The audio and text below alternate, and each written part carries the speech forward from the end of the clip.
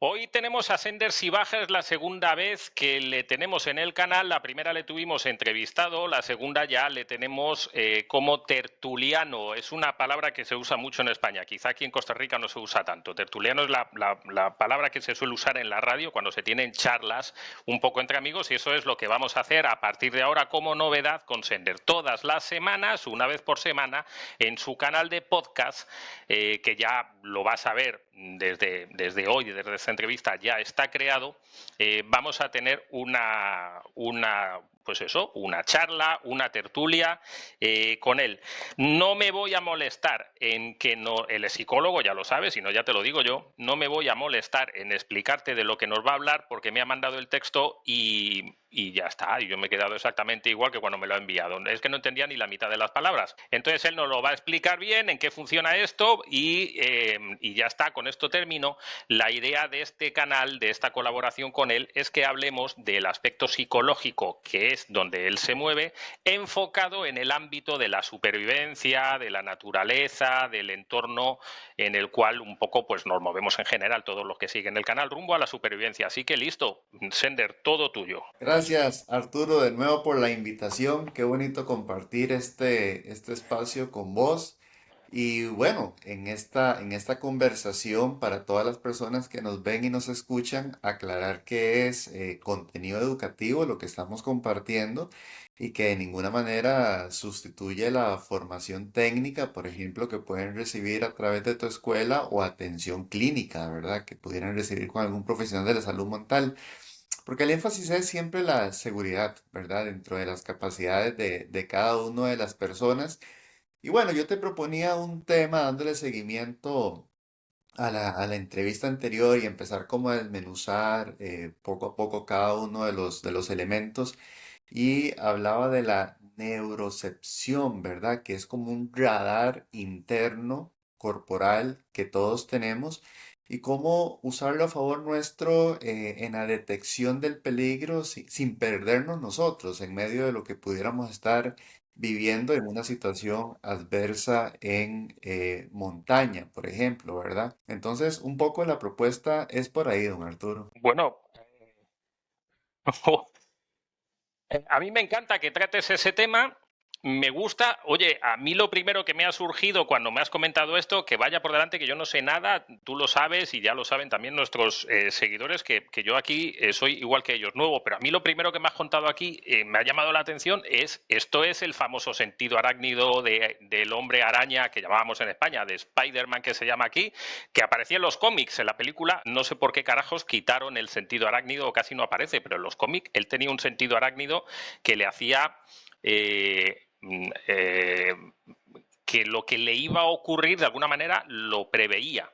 ¿Es algo así lo que me estás contando? ¿Eso? ¿Tenemos eso? Tenemos eso, es un radar automático corporal que todos tenemos en nuestro sistema nervioso central y así se llama, neurocepción. Se ha venido investigando cada vez más y míralo de esta forma, ¿verdad? Estamos en montaña, tal vez está atardeciendo, quizá el viento está cambiando, tal vez escuchamos ruido de los árboles o algunos otros.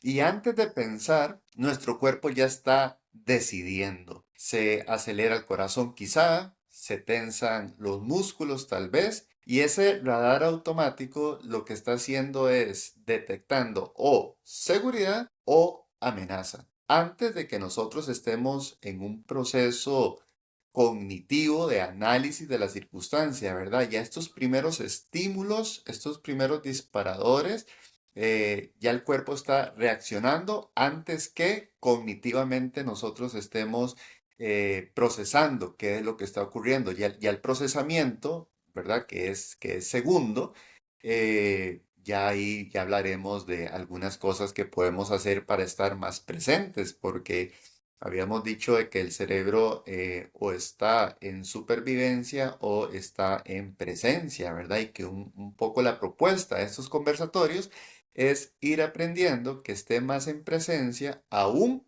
cuando estemos ante una situación difícil asociado a los temas de supervivencia, montañismo, senderismo, hiking, etcétera.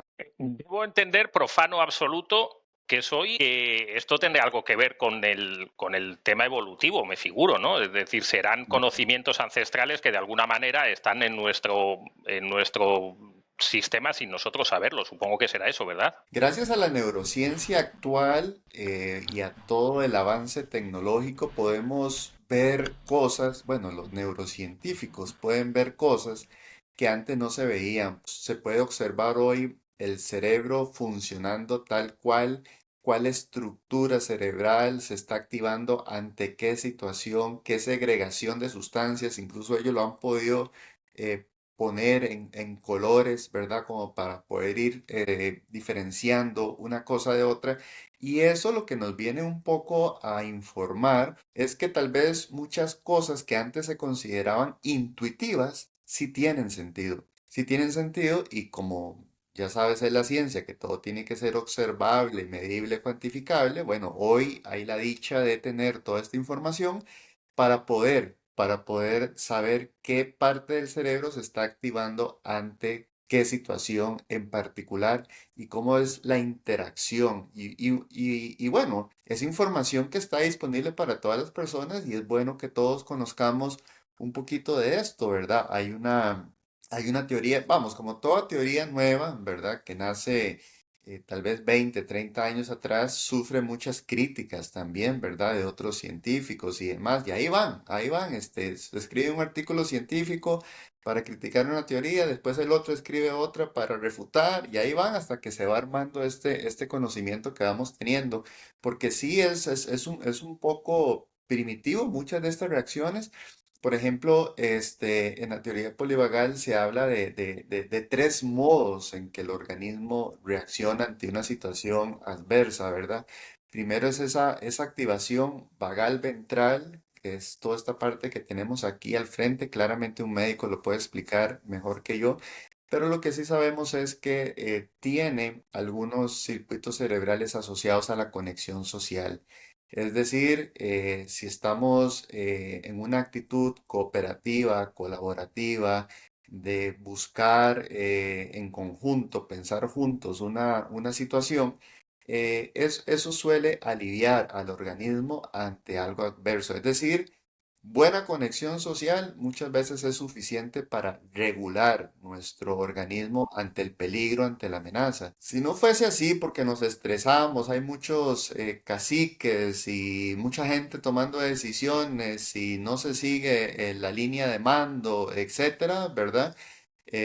La amenaza crece en nosotros y ya el sistema nervioso central simpático, que es uno que tenemos ahí en nuestro sistema nervioso central, simpático y el parasimpático es el otro, y lo que hace es activarse, ¿verdad? Porque él necesita moverse hacia la acción, necesita hacer algo al respecto de lo que está sucediendo. Pero usualmente ahí, al estar más en alerta, más en amenaza, nuestras funciones cognitivas pueden verse comprometidas, como por ejemplo toma de decisiones, organización, planificación, atención, enfoque, etcétera, ¿verdad? Y si ese segundo sistema, digamos, fuera insuficiente por las razones que fuesen, ¿verdad? Bueno, y nuestro organismo acude a uno tercero que se le llama el vago dorsal, vagal dorsal, ¿verdad? Y que el organismo hace como un ahorro extremo de energía para protegernos, pero y también bloquea, ¿verdad? También entra en un estado de congelamiento, parálisis y demás, porque él va a intentar, o sea, nuestro organismo va a intentar ayudarnos de la mejor manera posible en la circunstancia en la que estemos y va a priorizar funciones y energía según la situación en particular. Eso en esto de la supervivencia, en andar, por ejemplo, en montaña y demás, sí necesitamos llevar un orden, una jerarquía, comando de incidentes bien estructurado, ¿verdad? Respeto al liderazgo, porque en supervivencia esa cooperatividad nos va a ayudar mucho, ¿verdad? Y la teoría polivagal nos explica un poco por dónde es que va. El tema es aprender a notar esas señales del entorno, esas señales del cuerpo para podernos regular y decidir mejor, ¿verdad? Que es un poco esto, regularnos y decidir mejor. Bueno, primero me voy a tener que ver esta entrevista 2 veces o 3. Así que eso implica que lo estás haciendo muy bien. Al menos a mí me estás capturando. Se me ocurre, lo que pasa es que, claro, para un neófito como yo, todo esto tiene un montón de ramificaciones en el mundo normal en el que nos movemos. Se me ocurre algo, mira, yo cuando estuve en el ejército, en mi época había que servir en el ejército, yo sé, el que entonces era mi teniente, eh, a mí me marcó profundamente a nivel personal en muy pocos meses que estuve con él. Incluso hace poco he podido hablar con él, he mandado mi libro porque hablaba con él, pero nada, no quiere una entrevista el tipo, me dice que no quiere publicidad. Que por cierto es psicólogo, se hizo psicólogo también como tú. Qué bueno. Y yo creo, yo siempre dije, bueno, porque este señor me marcó, quizá es un poco lo que tú me estás diciendo, yo creo que de alguna manera él no era psicólogo todavía, él era ya teniente de carrera, pero todavía no se había sacado la carrera de psicólogo. Yo siempre pensé que él de alguna manera era como que veía dentro de nosotros, conseguía entrar en nosotros y lo mejor que teníamos cada uno lo aumentaba. Es decir, seguía que de alguna manera te sintieras, yo me sentía Rambo con él, o sea, yo me sentía poderoso y siempre, y yo era el más de la mitad de mi compañía para abajo, era el más de los más débiles y el menos Rambo de todos, aunque es verdad que jugábamos a Rambo porque él era un ex, había sido legionario, que bueno, son las unidades de choque.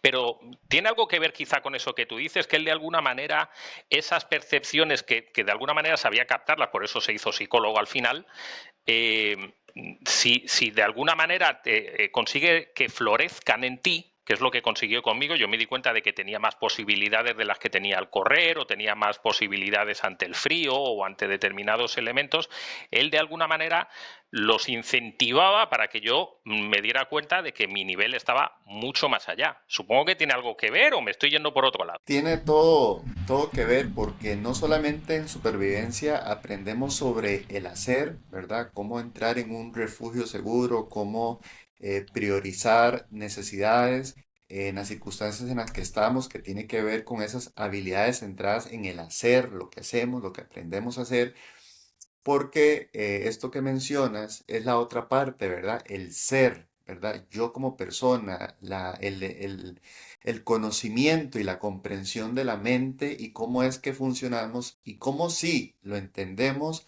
eh, y lo comprendemos y lo implementamos, se convierte en el complemento perfecto.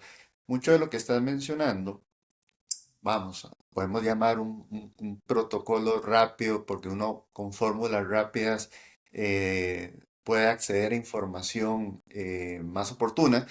Hay algo que le podríamos llamar el protocolo ORA de orientación, respiración y actuar, ¿verdad? Es un poco como ubicarnos en el momento rápidamente ante una situación de supervivencia. Digamos, en este tipo de orientación podríamos implementar un poco esto de quedarnos queditos un momento en un lugar, ampliar un poco la mirada, hacer un barrido lento de izquierda a derecha, arriba, abajo, escuchar sonidos, nombrar objetos, sentir puntos de apoyo, pies, manos, espalda, con esta mentalización de estoy acá como enraizándome al momento, ¿verdad? Y lo que estoy buscando ahí es que el sentido de orientación venga al presente y al ahora, ¿verdad? Este, esto, combinarlo mientras lo estoy haciendo con la respiración funcional, ¿verdad? Que permite una regulación corporal. La respiración funcional le dice al cuerpo, estamos en calma, el cerebro recibe ese mensaje y segrega hormonas asociadas a la calma, ¿verdad? La respiración funcional, lo había comentado en otro momento, son más o menos 4 a 6 cosas, ¿verdad? Inhalar, exhalar por nariz, boca cerrada, diafragmático y lento. Y pues habías dado una súper explicación sobre la experiencia de la apnea en los usos, ¿verdad? Y después de la orientación y la respiración, que lo estoy haciendo en simultáneo, es la actuación con criterio, ¿verdad? O sea, es como tratar de responder la pregunta, ¿qué aumenta mi seguridad en este momento? Ya, en este momento, ¿qué aumenta mi seguridad? refugio, capa, fuego, linterna, aviso, etcétera, ¿verdad? Tener como mi checklist de qué aumenta mi seguridad en ese instante, ¿verdad?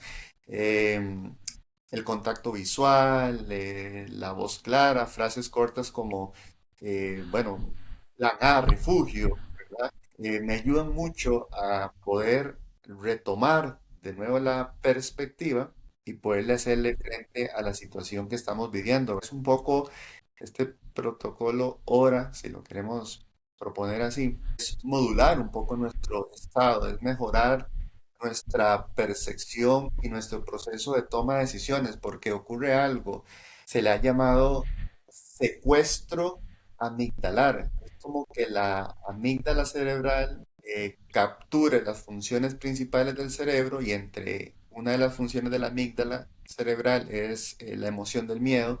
Si la amígdala cerebral secuestra el cerebro, nuestras funciones ejecutivas se comprometen. Entonces es hacer cosas para que nuestro sistema prefrontal vuelva otra vez al control de mandos, ¿verdad? El sistema prefrontal es como un faro, como el que guía, pero debe de dirigir, ¿verdad? Si estamos en un secuestro amigdalar basado en miedo, por ejemplo, o amenaza o peligro, y no hacemos algo para traer de nuevo al sistema prefrontal a que dirija, pues podemos estar tomando decisiones impulsivas, podemos estar desconcentrados, podemos olvidar información que ya habíamos aprendido para supervivencia. Entonces, he ahí la importancia de modular nuestro estado emocional para mejorar la percepción y así también el proceso de toma de decisiones, que es fundamental en supervivencia. Pues lo dicho, me van surgiendo, me van surgiendo cosas que me voy dando cuenta. Mira, aprovecho, yo te voy preguntando y tú me vas. Yo, por ejemplo, me he dado cuenta, yo me dedico a, digamos ahora, al aspecto formativo desde hace unos 15, 20 años aquí en Costa Rica. Antes yo tenía una fábrica de lámparas y me dedicaba a la metalurgia. Desde que yo me dedico al aspecto formativo, no sé si esto será una percepción o no. Es desde luego acertada, pero es mi percepción. Siempre que he tratado con profesionales, sobre todo me ha pasado con médicos y con psicólogos, por supuesto. Cuando les he dado cursos de buceo a psicólogos, cuando les he dado cursos a médicos, cuando les he dado cursos, pues no recuerdo abogados, pero sí, sobre todo con doctores y con psicólogos, me doy cuenta que tienen una forma de abordar el tema muy pausada, muy meditada. Es decir, tú les dices algo y ellos se toman por sistema unos segundos. Luego lo procesan y luego lo ejecutan. Y me he dado cuenta que las personas que vienen como yo, esto es muy genérico, evidentemente, tú sabes que esto no se debe hacer, pero bueno, repito en mi percepción, los que vienen a lo mejor de mundo técnico, que yo me he dedicado también algunos años de mi vida, pues electricista, técnico en redes informáticas, siempre he sido como muy activo. Pues me di cuenta que las personas que nos dedicamos a esto, que no hay nada que desmerecer, o fontaneros, o lo que sea, suelen ser como más impulsivos, más, tú le das un curso de buceo, le dices lo que tiene que hacer y ¡plaf! Enseguida baja la cabeza y ya está en el otro lado de la piscina. Y repito, un médico, un psicólogo como tú, suele pasar eso, o sea, se toma unos segundos, analiza bien, no sé qué carajos analizaréis, y luego toma la decisión. Me figuro que tiene que ver un poco con la forma de aprendizaje que habéis tenido, que luego lo aplicáis a la vida de esa forma. Sí, efectivamente. eh, Uno, una de las habilidades importantes para la vida en general, para cualquier persona, es comprender los mecanismos de acción. Es decir, por ejemplo, ahorita que pones el ejemplo del buceo, nos enseñas a hacerlo, ¿verdad? Y en ese hacer, para nosotros es importante, para todas las personas, entender el mecanismo de acción que está detrás de cada una de esas instrucciones. ¿Por qué es que esa instrucción tiene una razón de ser? Entenderlo a mí me permite tener más efectividad en el proceso de toma de decisiones. Entender cómo funciona la respiración, cómo funcionan los pulmones, qué sucede en un estado de supervivencia, etcétera. Entonces, este protocolo de hora que decía hace un rato, orientación, respiración, actuación, antes se acompaña de este protocolo de PPA, pare, piense y actúe, ¿verdad? Son como formulitas que vamos construyendo Porque dos, ya te hablé de una habilidad esencial, ¿verdad? Comprender los mecanismos de acción, pero dos importantes son 10. Otros dos importantes es la capacidad de hacer pausa y esa capacidad que tenemos de reflexionar. Hay personas que tienden más al comportamiento impulsivo y es de hagamos y hagamos ya. ¿Verdad? La persona está dando instrucciones y no, ya yo quiero en el hacer aprendemos, vamos al mar, vamos al museo de una vez. Eh, es cierto que haciendo aprendemos, sin duda alguna, pero cuando se trata de temas de supervivencia, sí que hay que conectar con el sistema de calma, porque aquí estamos hablando de temas que tienen que ver con la vida. Y nuestro cerebro va a entrar o en amenaza o en seguridad, o en presencia o en supervivencia. El tema es que si entra en amenaza o en supervivencia, él va a tener que activar algunos sectores cerebrales para eh, eh, para que nuestra conservación de vida continúe, pero va a tener que priorizar sobre otros. Y en esos momentos, esos otros, en ocasiones, cuando nos dominó el secuestro amigdalar o la impulsividad, hay un poco lo que se sacrifica, por así decirlo, o lo que se prioriza es eso en lugar del sistema prefrontal. Y este sistema prefrontal, que es lo que tenemos detrás de la frente, es en sus funciones ejecutivas, una vez más, lo que nos ayuda a eso que he mencionado varias ocasiones hoy. Planificar, organizar, pausar, tomar decisiones, regular, enfocar, atender, ¿verdad? Entonces, claro, cuando uno está recibiendo instrucción, digamos, yo estaba en tus cursos, y bueno, vos lo habrás notado tal vez, soy el que menos pregunta, ¿verdad? Porque yo lo que quiero es escuchar al instructor. Yo quiero que el instructor me dé la información completa y me diga el mecanismo de acción y por qué es importante hacerlo de la manera en como lo está planteando. Pero ahí en los grupos a veces puede haber alguien que y pregunta mucho y quiere expresar lo que aprendió en un artículo que leyó, etcétera, etcétera, etcétera. Y un poco esa impulsividad es una manera de ir rápido a la acción, pero hacerlo así puede hacer que cometamos errores. Por eso el tema de la pausa, la calma y entender,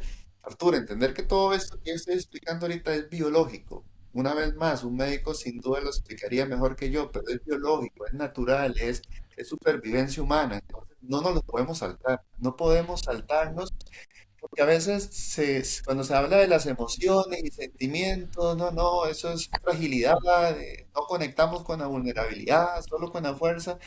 Vamos, pero es que es biológico, este radar interno que tenemos, este radar automático está haciendo una labor sensorial, una labor emocional, porque las emociones, su función es protegernos. Las emociones lo que nos dan es información. Dicen, hey, está pasando algo, es importante que valores decisiones. ¿Verdad? La emoción es, hasta etimológicamente hablando, si partimos la palabra, lo que la emoción quiere decir es mover a la acción. Emoción es mover a la acción.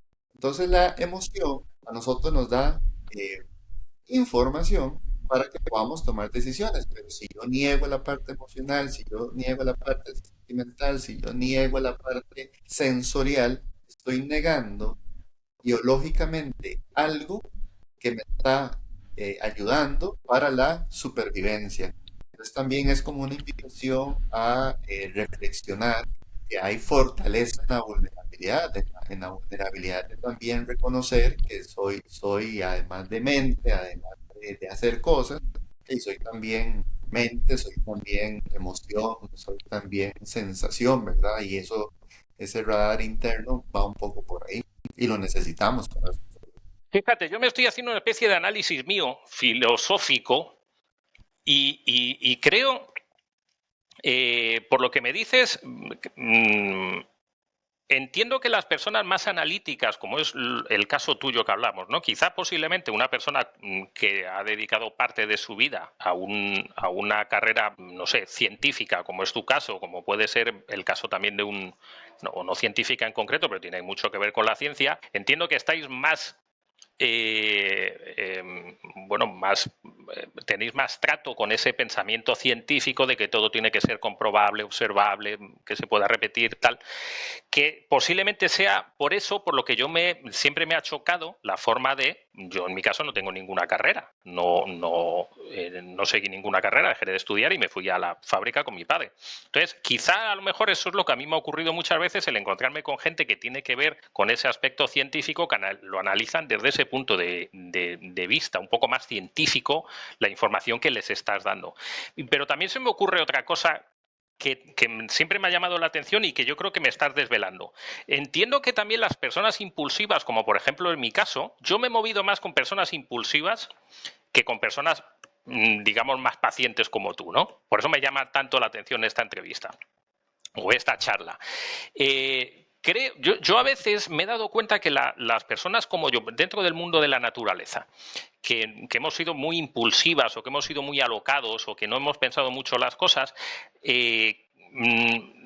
yo, por ejemplo, salgo a la naturaleza con gente que va a hacer senderismo y veo que es gente que está haciendo senderismo desde hace mucho tiempo, pero se sienten como extraños, como raros, aunque lleven un montón de años ahí metidos. Y yo en la naturaleza me siento como en casa. Y de verdad, o sea, me siento bien, me siento cómodo, incluso cuando llueve, incluso cuando hace frío. Y pienso que también lo que puede ocurrir es que al haber sido una persona muy impulsiva toda mi vida y haber estado en el ambiente rural siempre, supongo que me he comido muchas tortas, como se dice aquí. Entonces debo de tener un bagaje por detrás que a lo mejor esas personas que están haciendo senderismo desde un punto de vista más científico, más razonado, más tal, no se los han comido. Es decir, yo ya me he comido muchos días de frío, ya me he comido muchas torceduras, ya me he comido muchas caídas, muchos huesos rotos, si no míos de otras personas, hipotermias, cortes, yo qué sé, cuántas cosas, ¿no? Entonces, a lo mejor eso es lo que ocurre, que quizá las personas que nos hemos comido muchas tortas y que no nos hemos quedado en el camino, que no nos han tenido que enterrar por imbéciles,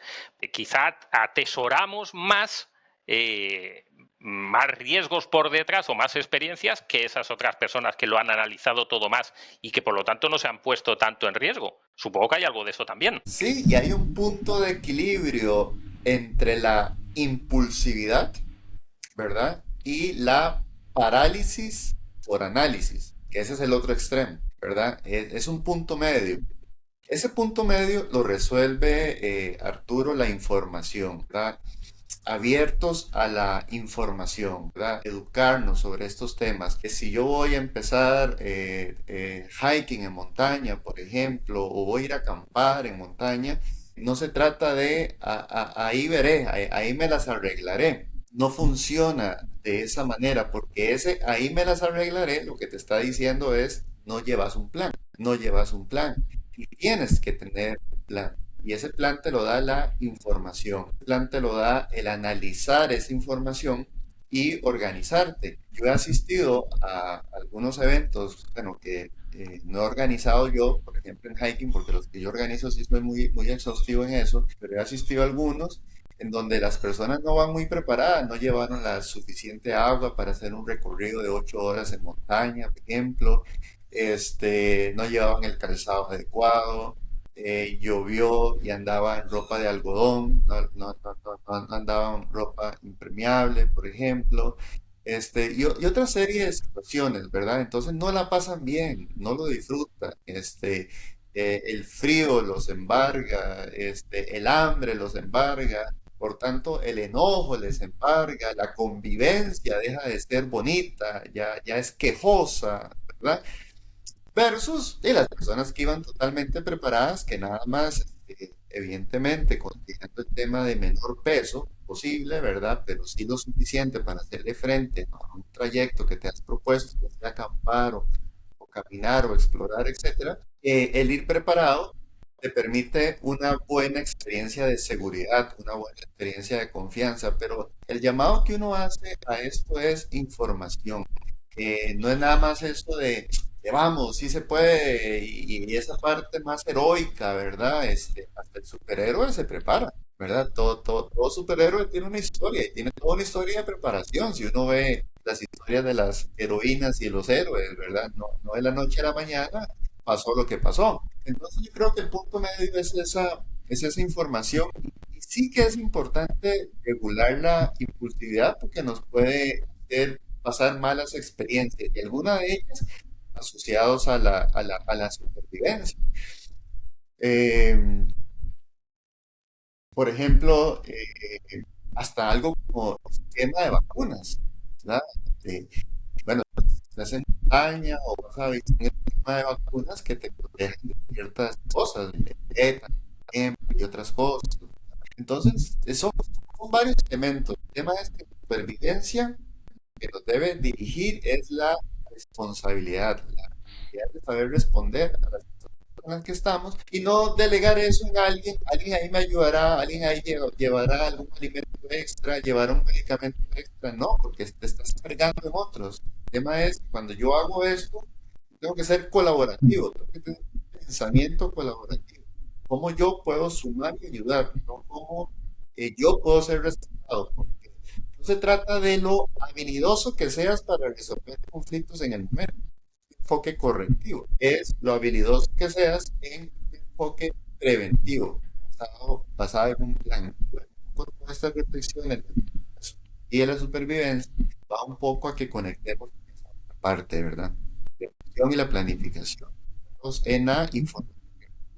Pues yo creo que con todo lo que nos has contado a lo largo de media hora, tenemos más que suficiente para meditar. Yo prometo que ahora mismo, en cuanto que corte esta entrevista, me quedo una hora para otra que tengo que hacer después. La voy a editar de una vez y me la voy a volver a poner, porque aquí hay mucho material y mucho contenido que para nosotros es muy interesante. Yo sé que tú vas por un lado y yo, la mente se me nubla y me voy para el otro, pero bueno, creo que es buena la idea de un profesional como tú, centrado en ese aspecto, y otro más alocado como yo, que está experimentando esto nuevo por primera vez.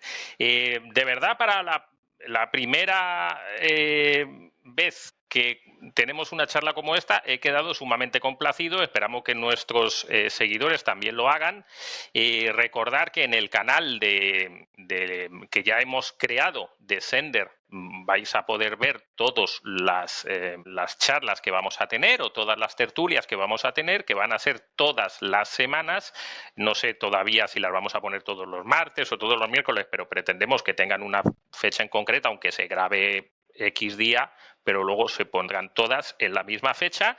Y nada, recordar que tenéis debajo toda la información de Sender, para que le podáis contactar.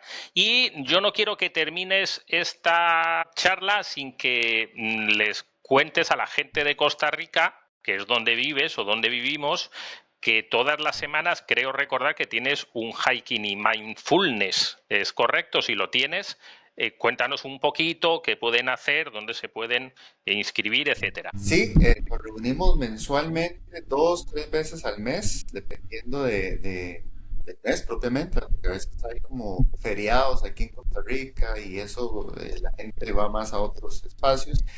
Me pueden escribir en mis redes sociales, les puedo dar la información, me encuentran así como Sender, Herrera, Sivan, e incluso me pueden enviar un WhatsApp 506. Bueno, pero es para Costa Rica. Pero si estás en internacional, 8846-8620, escribes un mensajito, un poquito de paciencia al responder de mi parte, porque o estoy en una entrevista, o estoy en consulta, o dando una charla. En estos días estuve en la estación de bomberos del Aeropuerto Internacional Juan Santa María y es espectacular. Les estaba dando una charla sobre mindfulness y es espectacular la experiencia, cuánto tarda un avión en incendiarse, cuál es el nivel de respuesta de ellos, la toma de los procesos de micro decisiones, fue espectacular, ¿verdad? Y hablábamos de eso y lo quería tocar porque en el tema del mindfulness lo que queremos es eso, estar atentos para que en segundos podamos tomar buenas decisiones y en el tema del hiking es para ponerlo en vivo y a todo color, ¿verdad? Para estar en vivo y a todo color, subiendo montaña, agarrando la mano de uno, de otro y todo bajo conciencia. Y hago ahí una cosa muy importante que se llama conversaciones conscientes, ¿verdad? Que ir estimulando el sentido colaborativo, escucha colaborativa en supervivencia. Vamos a estar juntos, hacerlo bien, y que hay un respeto mutuo en todas las personas, ¿verdad? Entonces, a mis redes sociales y así, WhatsApp, me escriben, muchísimo gusto, les envío la información. De acuerdo. Chicos, yo voy a dejar debajo un WhatsApp directo, un WhatsApp en la información del vídeo, ¿vale? Nada más clic y enlazáis directos hasta el WhatsApp de Sender. Y Sender, gracias por haber estado ahí. Una primera semana más, sería la palabra. Y gracias, chicos, por haber estado ahí también. Y nos vemos, nos oímos en un próximo vídeo.